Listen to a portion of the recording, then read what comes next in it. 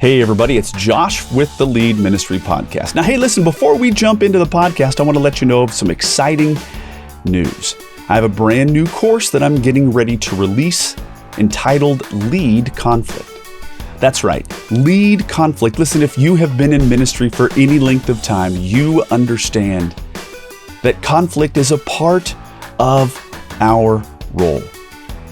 We want to teach you how to minimize the frequency and likelihood of conflict taking place, but we also want to help you strategize how to manage the conflict that does come your way. Now, again, as you would expect, this is a full-length course. Tons of downloads, tons of fantastic strategies. Again, the new Lead Conflict course is coming your way, and we're excited to do this little podcast series that kind of teases out some of the concepts that we're going to be releasing through this brand new course, Lead Conflict. All right, gang, let's jump into the podcast. Hey, everybody, welcome back to another episode of the Lead Ministry Podcast. Grateful that you're here. We're here to help you, the ministry leader. Number one, get organized. Number two, stop the revolving door of volunteers. And number three, prevent burnout. You want to know one of the ways that you can prevent burnout? Be a complete genius as it relates to conflict in the church. Conflict resolution and learning how to effectively avoid conflict are two great ways that you can stay in the game and avoid burnout. Well, again, we're grateful that you're here. Here's just a quick shot if you're watching this on YouTube, the home studio where I am recording this. Of course, I've got my good friend, Bill Van Kirk. Bill, great to see you again, buddy. Yeah, it's great to see you too. I know our podcast listeners can't see your home studio, but I'm still jealous of your monitor. That thing's amazing. Let's drop to that real quick. It is a beast of a curved, humongous monitor, is it not? Yeah, it almost looks like it's multiple monitors, but that's all one, which is like you're in the cockpit of an airplane. Isn't it though? And I've got all of these little, I've got, multiple cameras, I've got dials, I've got all the things. So, yeah. And I got to tell you, the reason that I did this is so that, jumping onto a podcast like this, having it be, next to world class in terms of its output with just a few buttons, right? So I'm trying my best to expedite. I don't want to have to set up a bunch of stuff. That's never going to make it happen. I want to have okay, I'm ready. 1, 2, 3, we're ready to go. Yeah, I love that. Yeah, reduce all the friction to get started. That's exactly right. Reducing the friction. Well, we're talking today about reducing the likelihood of conflict. Am I right? Yes. And that's a really important thing. So we're grateful that you guys are here. Hey, listen, just a quick thing. Do you like us?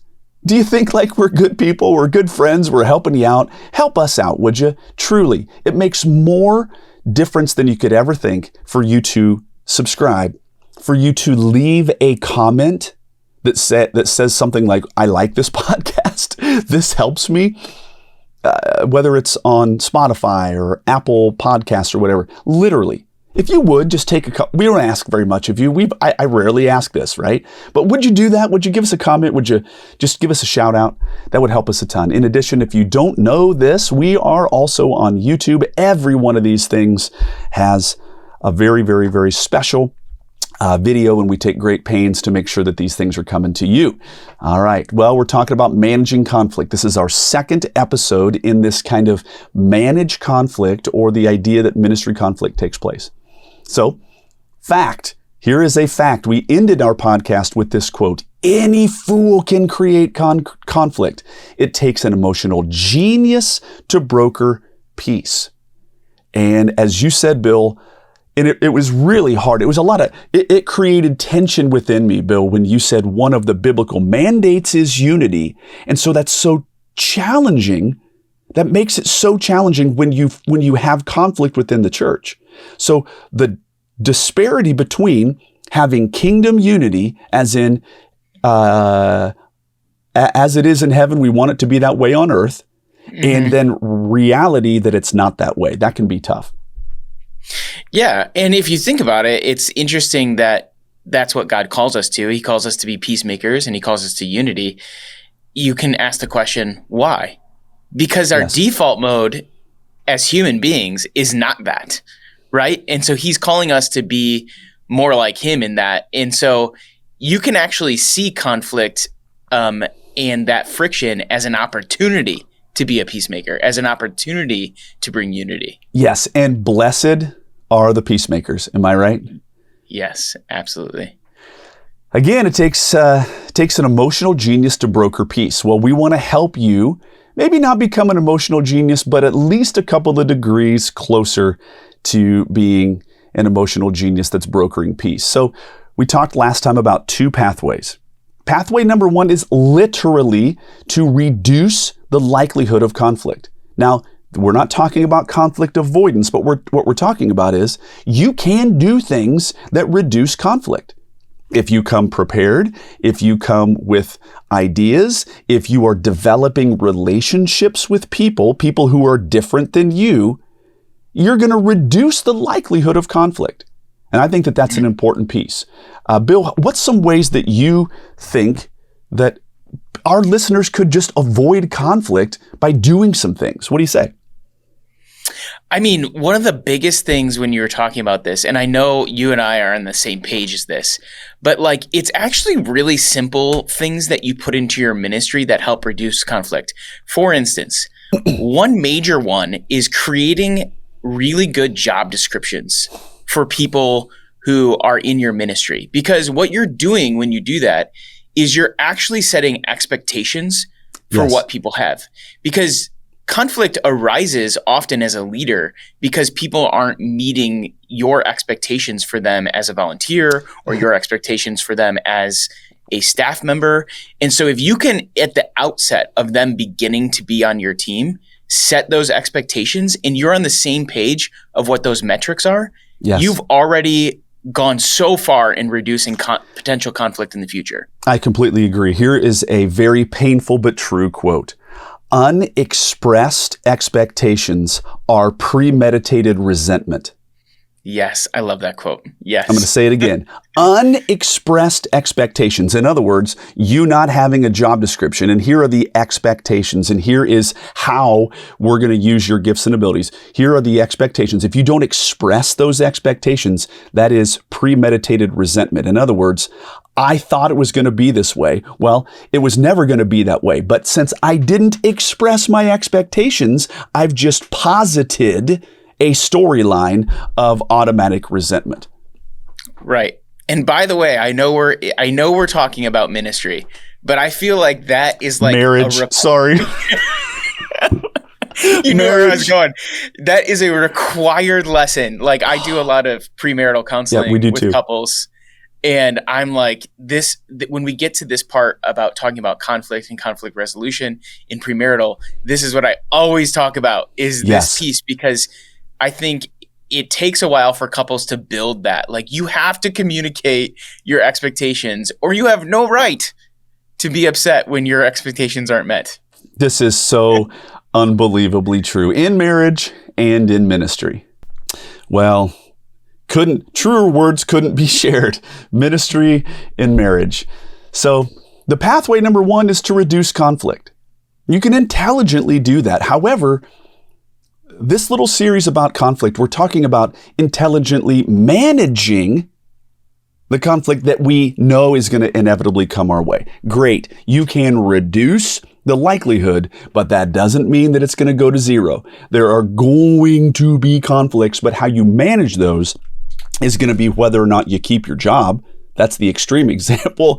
I've watched people who had no conflict resolution skills and wasn't too long before they did not have that ministry job any longer. However, let's not go to the extreme. Let's say the reality is that if you know how to manage conflict and you have those skills in your front pocket, your life, your ministry, your family life, you're going to go home not as scrambled and not as anxiety ridden. There are ways that we can intelligently manage conflict.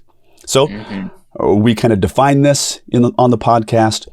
We seek to develop it, and then we seek to do it. Land the plane. How can we make this happen? Well, one of the ways we're going to define what I call the 4 C's. Now, there is a 5th, okay? It's a 5th one, and it's kind of like you got your hand. If you've got the thumb, if you've got a thumb, if you don't have your thumb, you can still pick stuff up. But if you've got the thumb, the fifth one, which we're going to slightly highlight, you can really grab on. Okay, so stick with me. The 4 C's. And what I'm going to say is these are 4 C's that are really, really, really important, that you can avoid conflict if you simply recruit with these 4 C's in mind. Stick with me. You're recruiting somebody, and we need to ensure that they have all 4 of these C's. If we're missing one of these C's, we're going to have conflict. These are the letter C. Let's start it off. So what are the 4 C's? Okay. This is what we would call the 4 C's to avoid conflict within your team. If you can do this, you're going to avoid conflict. Number 1, you need to make sure that the people that you're recruiting have strong biblical character. Bill, take it away. Oh, amen. So I was thinking about these 4 C's. We'll get to all of them, but I have examples probably for each one of these. Don't we all? Yes, absolutely. And so I've had people who are amazing at their work, phenomenal at their work. And you think, this person is a rock star. I cannot believe they're on our team. This is awesome. But what we didn't know when we hired them is that they had 0 character. And honestly, when that happens and it starts to come out, it can shipwreck a ministry. Guaranteed. It can just blow up a ministry. And we've seen this, haven't we? We've seen this over and over again in Christian circles. Yes. Where somebody is a rock star on the outside, and then it comes out maybe they had a huge moral failure or they were living a double life. And what does that do to the ministry? It disillusions. It disillusions. And it takes time to discern whether somebody has character. Right. It takes time. And so slow down your recruiting process. I know you feel backed up against a wall. I know you feel like you're in a corner and Sunday is always coming. But make sure that the people that you're putting into the game have biblical character. Right. This is morals. This is, the type of character that is not going to sabotage you behind your back. You can't have that. So we're going to go through these quick. We'll come back and touch on each one again because they do interrelate with one another. So again, as you're recruiting, I'm going to call these gates. These are little gates that we're going to push them through. And if they get stuck or stopped at a gate, that should cause me to get some great pause about putting them on my team. So the first gate that I want people to pass is this first C, character. The next one is chemistry. And I am not talking about the periodic table, right? I love chemistry. Give me a break. If you're on YouTube, you can see I've got a periodic table right behind me. But guess what we're talking about? We're talking about issues of harmony amongst other people. In other words, character. You got to have strong moral character, but you got to be able to get along with others. On our last episode, we had this potpourri of random, personalities, Debbie the Doubter or, power hungry Paul and all these people. These are the people that we're going to deal with. We made kind of some, funny tropes about them. We made them kind of colloquialisms in and of themselves. I get that. But there's truth in the idea that people are different. How about this? Can somebody get along with the others on your team? You got to have chemistry. Yeah, this is one of the biggest questions we ask as a church, especially in our pastoral team. Yes. Because we have a very healthy team and we get along really well. We genuinely like hanging out with each other. Yes. And so every time we interview somebody, immediately when we get done with that call, we go, will they fit in the team? They might have great character.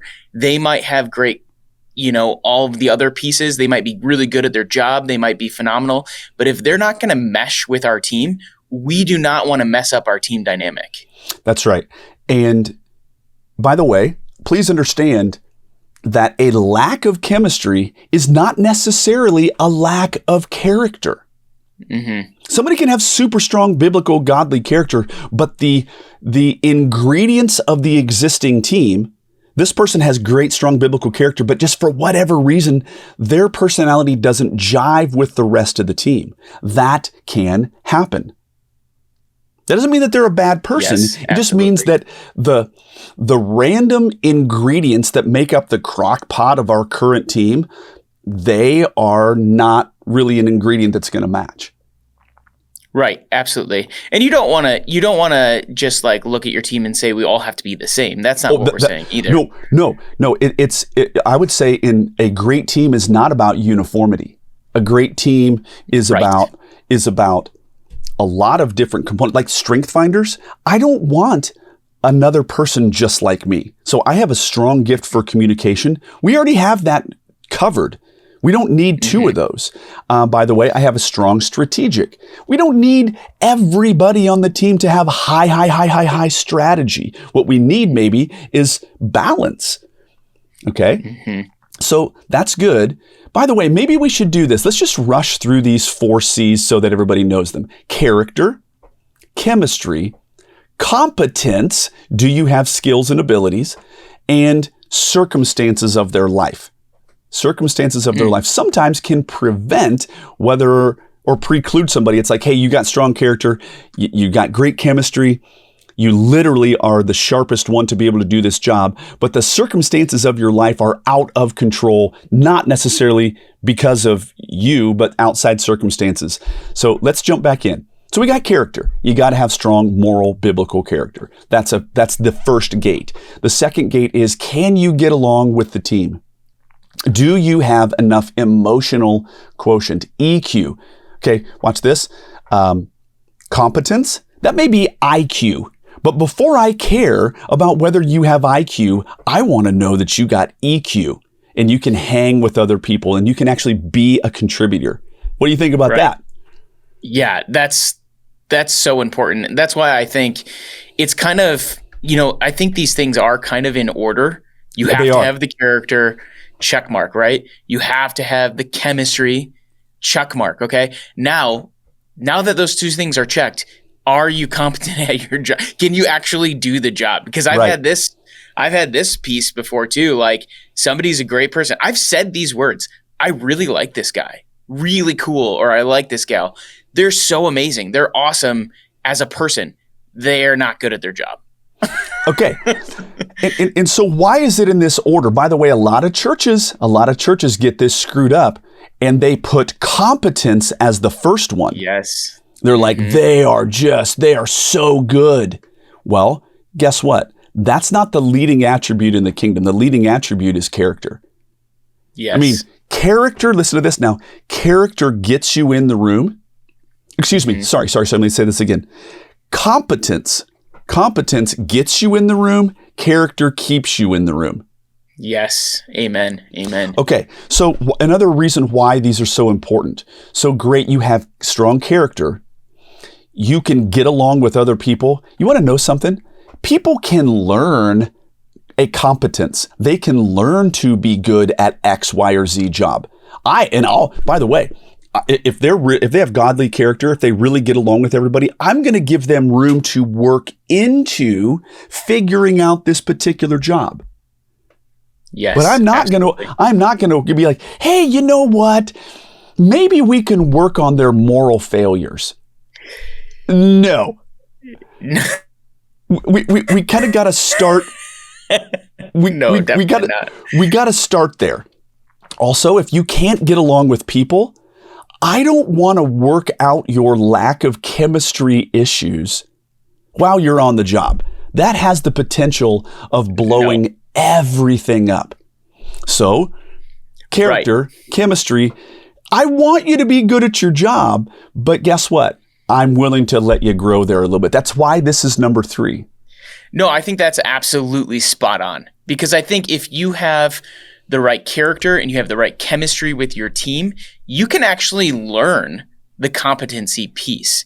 Now, there might be certain jobs where it's like you have to start at least with a little level of competency. You don't want somebody who's like just terrible at their job, and when you project forward, you go, they're never going to learn this. Yeah. I mean, I'll say this. You can definitely train people You can train people. And I would say this, you got to think about this. As it relates to this competency or a level of competence. Okay, you can't train a duck to go to eagle school. You can't take a duck to eagle school. A duck is a duck is a duck. If somebody is at a 3 in terms of this particular skill set, depending on the skill set, they might jump to a 5, but I don't think you're going to take a 3 to a 9. It's just not really sometimes possible.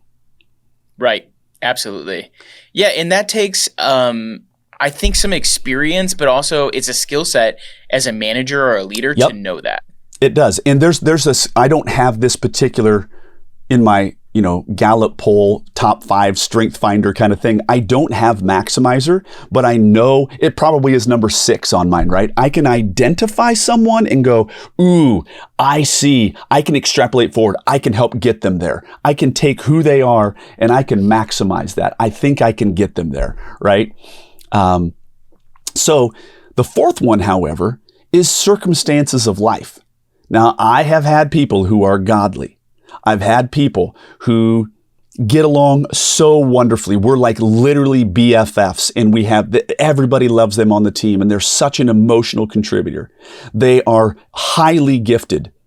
And then circumstances outside of their control. Their mom just got cancer and has now moved into their house. They just got a new job in their corporation. They just got moved. And guess what? Their wife is really, really, really in a complicated situation with the kids at home. And she's pregnant. And you're like, oh, wow, your life is out of control right now. And so, by the way, this is just for everybody listening. Do you realize that his mom getting cancer and her moving into the house, him getting a new job at his job, his wife having a challenging time with their already 3 kids and her being pregnant, that is a circumstance of life. That is not a character issue. Right. Absolutely. Yeah, that's just where they find themselves in the moment. Yes. And a good leader can go, hey, guess what? For the time being, we're going to give you an opportunity to get on the sidelines for a while. You're not in trouble, but the circumstances of your life probably are going to preclude you from succeeding at this volunteer role right now, even though you got strong character, even though you got great chemistry, even though you are literally the best at our church to do this. It wouldn't be a wise coach to put you into the soccer game with a sprained ankle. Right. Absolutely. And this is a piece of shepherding people, right? Absolutely. As a leader, you shepherd people, and you're not just there to, rev up the ministry machine and just use people as the bolts or the nuts for what your ministry machine. You're there to care for people. And so sometimes you're doing them a favor. You're shepherding them well when you tell someone, look, I see your situation. I love you. I want you to focus on what you should be focusing on right now. And when this season of your life is done, or we've moved on to a new season, I would love to have you back. But for now, I want you to focus on your wife. For now, I want you to focus on your new job. For now, I want you to focus on your mom moving in. And if I can support you in that, that's what I will do. So a wise coach, I always think about this as a wise coach who's standing on the sidelines with the absolute best state level. They're going to be the D1. They're the whole package. And you're like, man, I just want them in the game. But if you, as a pastor, if you put performance over this person, you've just failed as a shepherd. You've failed as a pastor. Amen. That's so I tell people, I want your health before I want the ministry's health. Mm-hmm. Your health is the ministry's health. So, okay, now listen to me now. The reason why we're talking about these things is that you can avoid, hear me out now, we're talking about conflict. You can avoid massive amounts of conflict if, as you're recruiting people, you're sending them through, do they have character? Here's the next gate that they have to pass. Do they have chemistry on the team? If you don't have chemistry in the team, you are begging for conflict. Number 3, if they don't have the necessary competencies, you're probably going to have conflict. Why? Because they can't get the job done, and that's not good. If the circumstances of their life are literally bedlam, and you're so hot to try to get them onto the team, the circumstances of their life, that's going to be so hard for them. It can cause conflict. So I have found over the years that we can reduce the pain and the strain through getting the right people on the bus. So, okay, we defined it. Those are those 4 things. We've kind of been teasing into it. But number 2, this is kind of our second big bucket. We're going to develop this deeper. Why the 4 C's matter in recruiting. Well, Bill, take it away on this one. You said getting the right people on the bus. Talk to us. Yeah, it's just this idea that sometimes when you're looking at who you want on your team, it's the makeup of the team that is going to bring the most amount of success. And so you have, if you can get people through those 4 C's and think about it as filling your bus up with the team that you want to arrive at the game to win. Yes. That's what you need to be doing. And just having that team dynamic correct can make all the difference in whether you're successful or not, and whether you're experiencing high conflict or low conflict. That's exactly right. Getting the wrong people on the bus, however, this is something before we clicked record that you were like, this is a truism as well. You said one bad apple spoils the bunch. Quite true. Take it away. Oh, yeah. Yeah, I mean, I think this is, so I love that saying because it's like, I've had this actually happen. We have a big bowl of fruit on our table, okay? Oh, boy. We have a big bowl of fruit on our table. And we do that because we want our family to eat healthy. And so whatever's in front of you is what you're going to pick. Well, every now and then we have this big bowl of fruit and the kids are like choosing granola bars and mac and cheese and all these other things but fruit. And so then I go in and I go to grab a piece of fruit and I pull it up. And what do I notice? Underneath the apple that I just pulled up, there is a rotten, moldy apple. And I look at the bottom of my apple and I go, oh, it's ruined. Yes. They're all like all of the apples near this apple are ruined now because it's like you got all that mold over everything, right? And so now you have to throw out the whole bunch. And it's the same thing when it comes to when you put somebody on your team who's lacking one of those C's, it can really cause just rot inside your team. And it can take good people, healthy people, and it can affect them. And so you can see it over time. And the way you fix that, right, is you have to remove that apple that is affecting all the other apples. It's the truth. You've just teed us up to number 3. Okay. So we defined the 4 C's. We now said, how is this important? We developed it. How is this critical for recruiting? Well, if you get the right people on the bus, you're going to get there. If you got one wrong one, it could spoil the bunch. But now, what if you have one of those bad apples? And you realize it. So how can you use the 4 C's to effectively fire a volunteer in a winsome way? Now, this is a podcast probably all on its own, but I just want to tease this out a little bit. How can you use the 4 C's to fire a volunteer? Pause for a moment. Do you realize that firing a volunteer is like massively conflict oriented? It's like, are you serious? So I'm giving of my time. I'm not even hired, and you're telling me that my services are no longer needed. That is ripe for conflict. Am I right? That's so hard. Yeah. It's one of the hardest things you have to do as a ministry leader, really, honestly. For sure. And I have led people so many times, Bill, through a coaching call. They're like, man, what do I do with this? And here's what I want to say. Here's how this can work.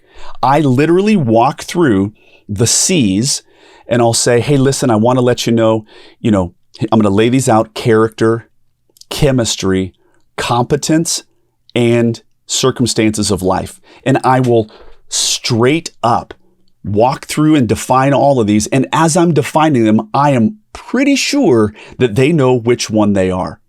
Mm-hmm. And they know pretty much which one they're not hitting it on. And I've had to have a couple of times where I've been like, hey, guess what? You stepping out on your wife, like you're super good at your job. Everybody gets along with you. And however, a moral failure has now caused a radical upset of the circumstances of your life. And I got to let you know, I'd be a bad coach if I just said, hey, listen, you're so good. This is what a lot of churches do, and I want to slap them. I'm sorry, that's really bold language, but they say, this pastor is, you know how we had that thing in 2008, banks are too big to fail? Yes. We've had ministry leaders who they are too important to this ministry, and so then they cover up their character flaw.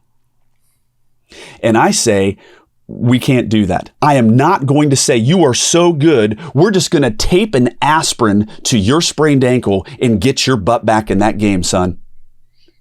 Right. Yeah. It's kind of like a good analogy to this is like if you had a cancer in your body and you're like, well, we're just going to ignore it. Yep. Because it's too important. You have to go about your daily life. So we're just going to pretend it doesn't exist anymore. And we're not going to tell anyone. And what happens, right? Like it continues to grow because that's what cancer does. And it grows fast. It grows fast.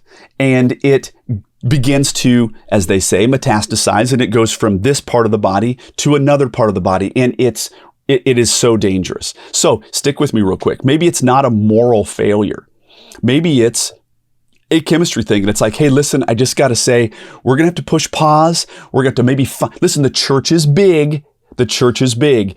This is not the only seat on the bus. But as it's happening, it seems as if there is a chemistry issue. I'm not saying it's your fault. I'm not saying it's my fault. However, oil and water don't mix. And so somehow in the grand mix of personalities, this just isn't working. And so that now, this is not by the way, this is not a character issue. We just don't really work that well together. That's it.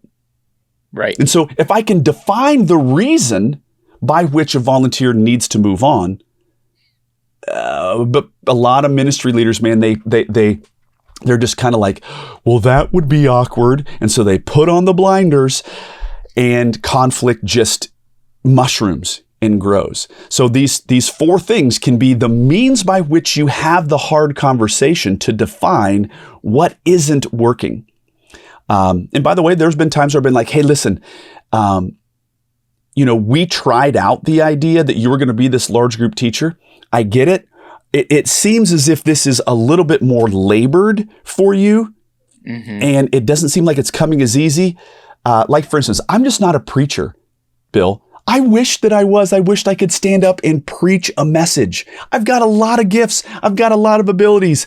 I'm telling you, that just ain't one of them. And that's hard, man. Over the years, I've wanted to be that guy, but I'm not that guy. Now, I have to say, I don't want to take too long on this next one, but it's very important. I have had someone whose husband stepped out on them. That's not a character issue. They didn't do anything wrong.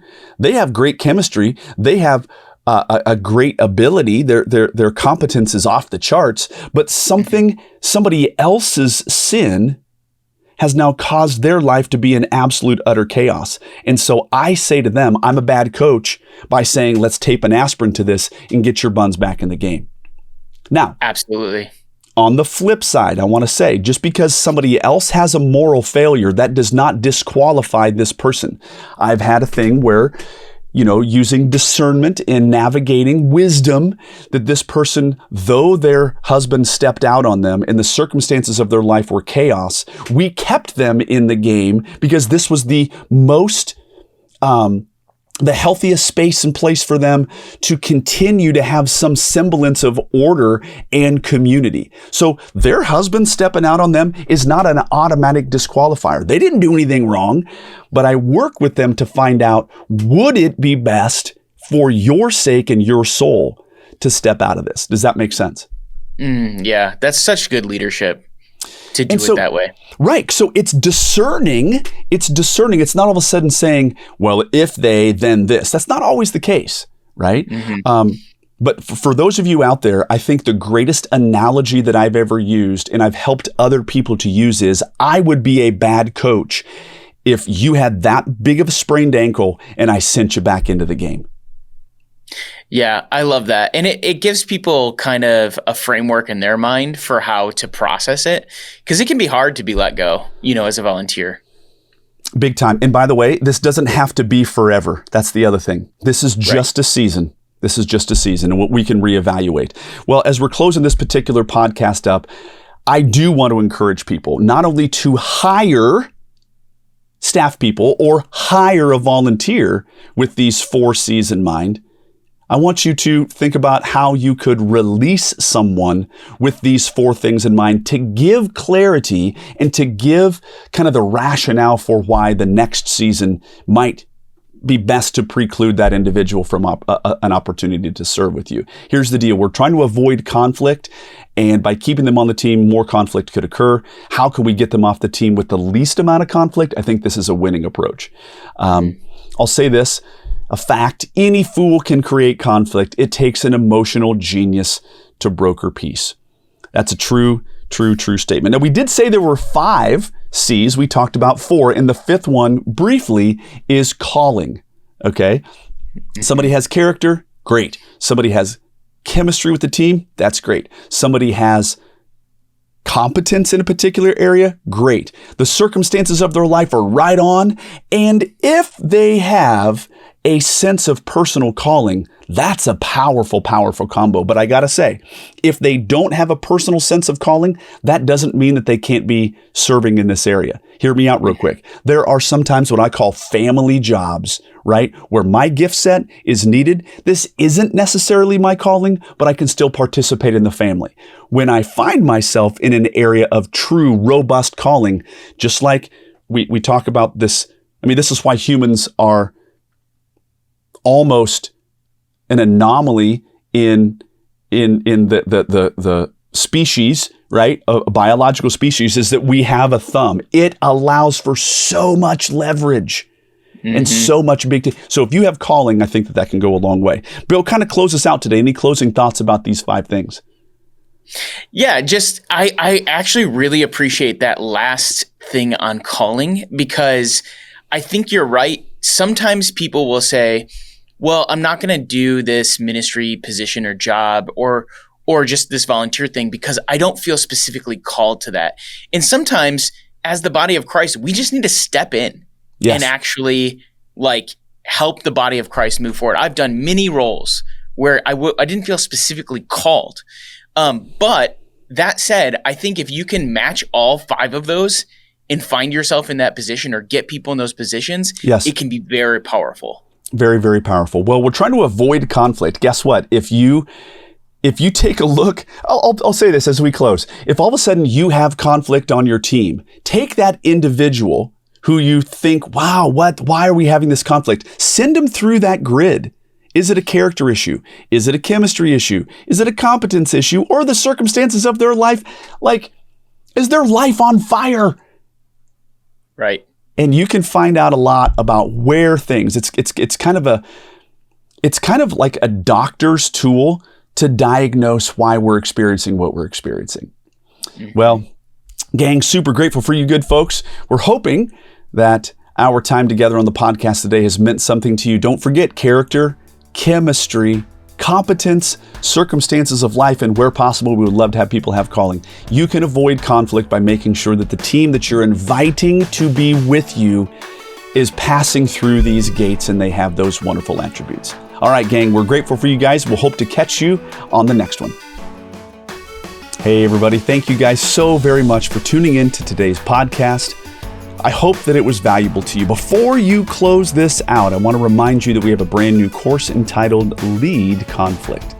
That's right. As you know, conflict is a good case of the inevitabilities, and we want to help you to successfully navigate and manage conflict in your ministry role. So be on the lookout for this brand new course that is going to be dropping soon, Lead Conflict. And thank you once again for tuning into the podcast.